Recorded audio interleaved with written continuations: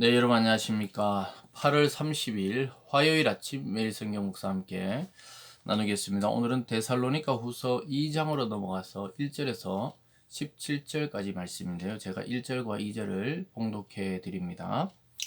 형제들아, 우리가 너에게 구하는 것은 우리 주 예수 그리스도의 강림하심과 우리가 그 앞에 모임에 관하여 영어로나 또는 말로나 또는 우리에게 받았다 하는 편지로나 주의 날이 이르렀다고 해서 쉽게 마음이 흔들리거나 두려워하거나 하지 말아야 한다는 것이다. 아멘.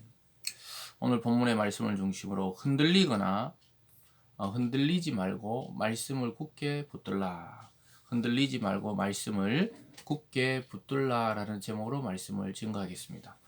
사도 바울은 환란 중에도 빛나는 이 데살로니가 교인들을 다시 한번 격려하기 위해서 데살로니가 후서를 쓰면서 잘못된 진리를 전파하는 자들 때문에 혼란스럽고 흔들려하는 교인이 있다는 것을 알게 되었습니다. 그것은 바로 주님의 강림, 즉 예수님이 재림이 이미 임하였다고 하는 그런 잘못된 교리와 헛된 가르침 때문에 혼란스러워하고 흔들린 자들이 있었던 것 같습니다.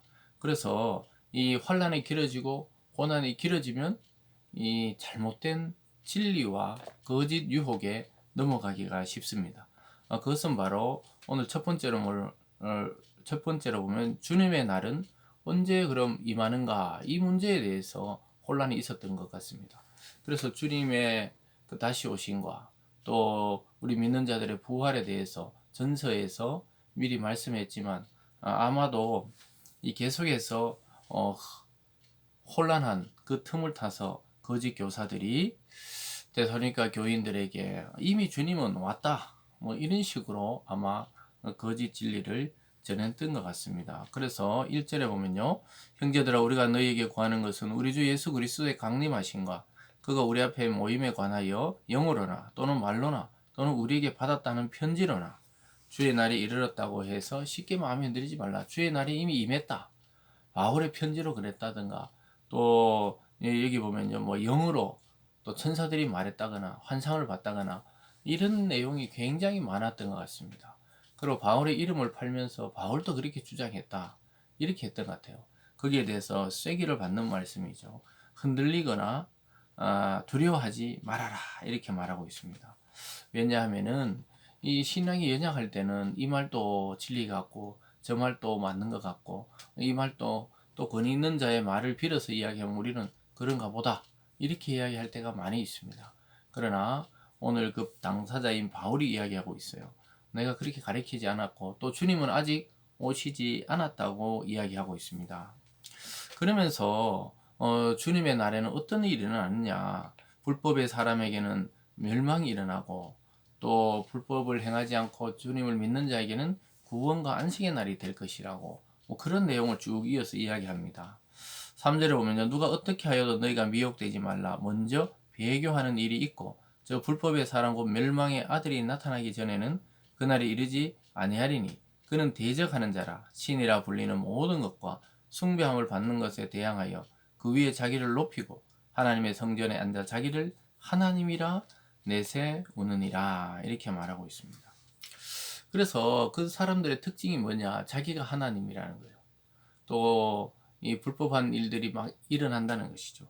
그래서 어떻게 보면은 예수님을 믿지 않고 하나님을 참 아버지로 여기지 않는 모든 자들은 사실 자기 자신이 하나님의 위치, 자기 자신이 이 신의 위치에서 자기가 판단하고 자기가 결정하고 자기 인생을 자기 마음대로 그렇게 살아가는 것을 보게 됩니다.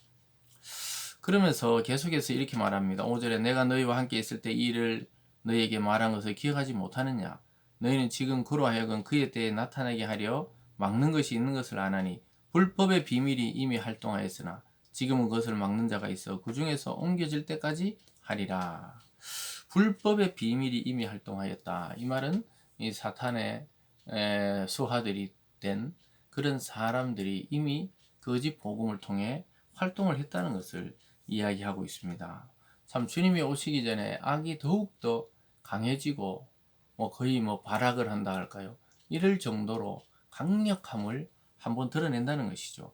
그러나 그것은 주님이 오는 것을 예비할 뿐이에요. 그 이런 일들도 주님의 오심이 가까웠다는 것을 알려줄 뿐입니다. 악한 자들이 잘 되는 것 같고 또 하나님을 믿지 않는 자들이 더욱더 현실적인 것 같고 이러한 막 엄청난 이 사상과 문화의 어떤 일들이 일어난다는 거예요. 그러나 8절에 보면 그때 불법한 자가 나타나리니 주 예수께서 그 입의 기운으로 그를 죽이시고 강림하여 나타나심으로 폐하시리라. 그러니까 불법이 행행하고 주는 불법의 시험이 늘어나고 또 악한 자들이 영광을 누리고 또한 하나님을 대적하는 자들이 멋있어 보이고 이런 일들이 더욱더 강하게 일어나지만 그 날이 가까운 것을 드러낼 뿐이라는 거예요. 그런 자들이 더욱더 횡행하고 또 융성해지고 이런 것은 갑자기 주님이 임할 날이 발 앞에 와 있다는 것을 이야기해주는 그냥 사인에 불과하다는 것이죠. 그래서 우리가 너무 두려워하거나 흔들리지 말아야 한다고 이야기하고 있습니다. 그러면서 오늘 크게 두 번째로는 진리를 거부하는 자들은 결국 어떻게 되는가? 그 결과가 이렇게 나타납니다. 11절을 보면요. 이러므로 하나님이 미혹의 역사를 그들에게 보내사 거짓 것을 믿게 하심은 진리를 믿지 않고 불의를 좋아하는 모든 자들 하여금 심판을 받게 하려 하심이라. 결국 진리를 믿지 않게 하시는 분도 궁극적으로는 하나님이라는 거예요. 왜냐? 그들이 불의를 좋아하기 때문에 진리를 귀담아 듣지 않는 거예요. 그래서 거짓 것을 따르고 거짓하는 자를 미혹하는 영을 따라서 그렇게 살아가는데 그 결과는 심판이다. 이렇게 말씀하고 있습니다. 사랑하는 여러분, 우리는 이 세상의 삶이 끝인 것처럼 여깁니다. 그래서 좀 남을 속이고 법적으로만 걸리지 않으면 괜찮은 것처럼 그런 일들을 행하는 사람들이 있죠. 그러나 하나님은 그 심판의 진노를 그들에게 쌓아서 결국은 더 큰 악을 따르다가 멸망하게 되는 것을 이야기하고 있는 것입니다. 그렇다면 믿는 진리를 믿는 복음을 믿는 자들의 결과는 어떻게 되는지 대조적으로 말씀하죠. 13절에 보면요. 주께서 사랑하시는 형제들아 우리가 항상 너희에 관하여 마땅히 하나님께 감사할 것은 하나님이 처음부터 너희를 택하사 성령의 거룩하게 하심과 진리를 믿음으로 구원을 받게 하심이니 이렇게 말합니다. 여기 보면 처음부터 너희를 택했다. 누가 택했습니까? 하나님이 택한 것이죠. 참 신기하게도 믿지 않는 자들도 믿어지지 않도록 진리를 좋아하지 않고 불의를 좋아하는 자들이 심판을 받도록 거짓 것을 믿도록 그냥 내버려 두시는 그런 하나님의 심판이 있는 반면에 하나님은 처음부터 또 택해서 진리를 믿음으로 구원에 이르게 하는 자들도 있다는 거예요. 아주 대조적이죠. 불의를 좋아하고 불법을 좋아하는 자들은 그대로 그냥 그걸 믿도록 놔뒀다가 심판을 하시고 또 하나님 처음부터 택하시고 은혜 주셔서 믿음이 생긴 자들은 구원에 이르게 한다. 근데 그 이 신비 이것이 갈려지는 것을 우리는 다 알지 못하지만 하나님은 미리 택하시고 또 구원하시기로 작정한 자들이 있다는 사실을 또한 보게 되는 것이죠. 그런 자들은 14절에 이를 위하여 우리 복음으로 너희를 부르사 우리 주 예수 그리스도의 영광을 얻게 하려 하심이라. 결국 주님처럼 부활의 영광을 누리게 하려고 복음을 통해 불렀다는 거예요. 여러분 그래서 우리가 복음을 받아들이고 알고 믿고 또 주를 따른다는 것은 내 의지와 감정과 또 내 결단에 따라서 되는 것 같이 보이지만 사실은 하나님으로부터 오는 은혜로 택하심을 받아서 하나님께로부터 구원의 이 밧줄이 우리에게 와서 우리를 끌고 가는 것이죠. 그래서 참 이 복음을 안다는 것 그것은 바로 그리스도의 길을 걷는 자들이죠.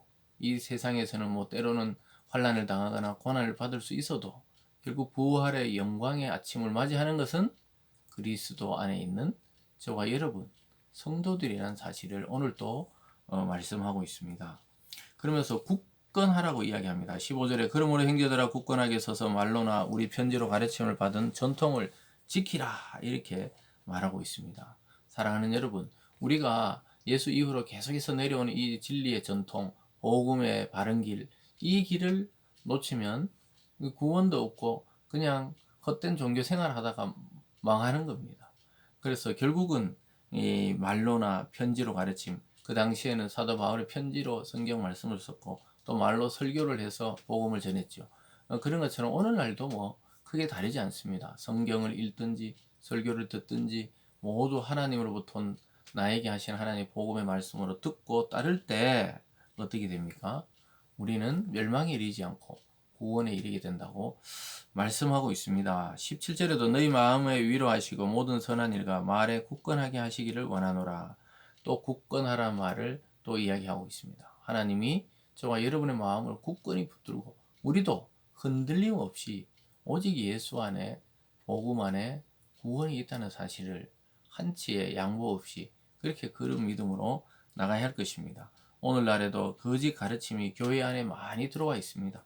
우리는 그런 것을 배격하고 복음을 따라 영원한 행복에 또 영원한 구원에 이르게 되어야 합니다. 사랑하는 여러분, 오늘 이 아침 여러분 모두 복음의 그 진리를 따라 영원히 행복한 길, 영원한 구원의 길을 걷는 우리들이 되기를 주님의 이름으로 축복합니다. 기도하겠습니다. 사랑의 하나님 아버지, 흔들리는 데살로니가 교인을 향해 흔들리지 말고 복음 안에 굳건하라고 말씀하고 있는 하나님 아버지, 오늘날 우리 성도들에게도 또 수많은 교회에게도 하시고 싶은 말씀인 줄 믿습니다.